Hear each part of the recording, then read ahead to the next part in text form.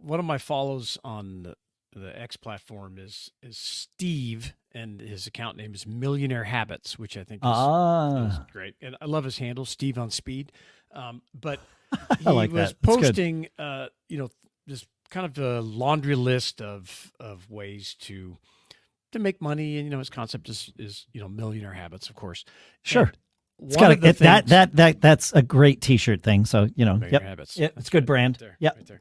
And so one of them that I really like and resonated with me when you mentioned the news is he posted, very few rich people are addicted to the news.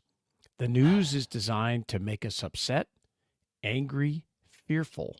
None of these emotions help us to build wealth. Rich people are too busy getting rich to worry about the day's manufactured drama. It is. I mean, there is news out there that's important to be aware of as a functional member of society. Yes. But, his term addicted, my term earlier, a habit, they are not the same thing, but they certainly resemble one another. They look the same, The another one is perfect. So getting rich is a habit. Habits are things we do without thinking about them. Rich people's habits are different. Rich people rarely complain, think long term, have tangible goals, but I would change that to they use proven systems. Sure. They know that time is money. That's why they call it time well spent, because you spend your time every single day. Every time. This is one I love. I make this comment all the time, and I've actually done the T-shirt hold-up thing on X, is, I always say the right spouse is a force multiplier. And I stole that from Colin Powell. He had a phrase that he said, optimism is a force multiplier. And I totally agree with that. Yes. But I have learned that the right spouse is also a force multiplier. Steve says your significant other will make or break you. I am where I am today because of the person I married. The right spouse will support you in your goals, not stand in your way.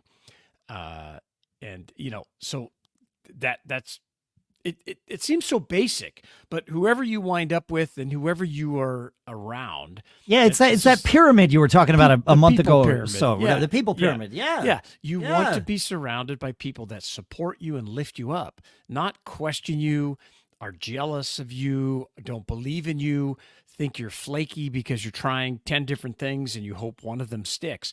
Because especially as a new entrepreneur, when you're just getting started, it's very easy to be around people that doubt you.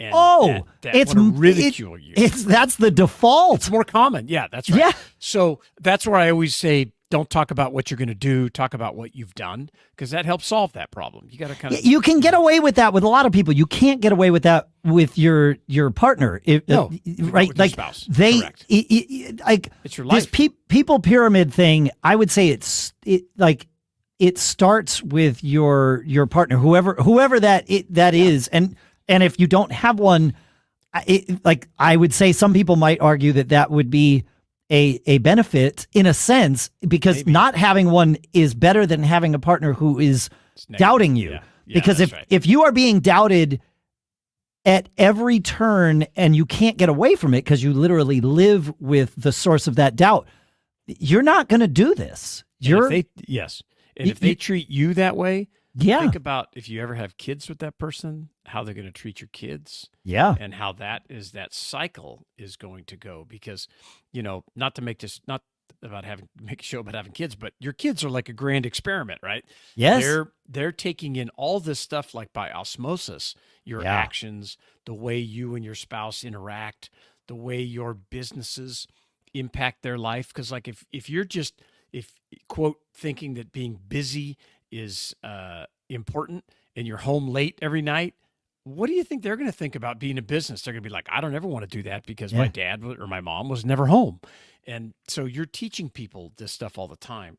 And that support from your spouse to be successful in business, to build wealth, to give you that runway to be successful. Because let's face it, there's a lot of failure involved. Oh, you're going to fail. Success. Of course. Yeah. Of course. Yeah. Definitely. So, Let me see if there's anything else. He talks about, you don't need to hustle 24/7. Burnout doesn't help you get rich. It makes you less effective. True. It's that concept of focusing on outputs more than inputs that we've been talking about lately. Yep. Burnout means poor decisions, more fatigue, less motivation, poor sleep. So, proper rest and sleep means you can push harder during the day. What else has he got here? I've been tracking my sleep with my Apple Watch for the last month or so. And, it's just that which is monitored is managed kind of thing. I'm not obsessing about it, but I'm certainly aware of it because I'm just wearing I wound up getting a new Apple Watch, and so I have an old one and was like, well, let me just use this for sleep. That's right. And it's been enlightening and not, again, I don't think about it much, but I find that I am habitually being a little more aware of, well, if I go to sleep now, I know I need to be awake by whatever, 8 a.m., 7, whatever it is the next day. So yeah, and I know that 6 hours of sleep is the right number for me. If I get a little more than 6, I'm good. Yeah. If I get less than 6, 5 hours, probably not, I can function, sure. But it's like, I'm going to have a better day if I get my 6 hours. And so just being aware of that has been super helpful. Yeah. We have a whole show on sleep. It's critical. That might be worth finding a guest for. Yeah, like somebody that's great. If you're great about, if you're into this sleep thing and you know things about it or know someone who is, feedback I almost said the other show, feedback at businessbrain.show. If I had said the other one, it would get to me and it would be okay. Get it. All right, I'm going to leave you with one that I really like as we wrap up here. And this is from Steve on Speed, Steve Millionaire Habits on X/Twitter. He says, passions don't pay the bills. That's a t-shirt right there. Generally, your strengths pay the bills, not your passions. Passions are more creative. Strengths are more marketable. Follow your strengths. What I did it. Oh, yeah. What? I just lost it. That's interesting. Yeah. Where did I get it? I lost it. There you go. Oh, yeah. Follow your strengths, then pursue your passions without worrying about earning a full-time income.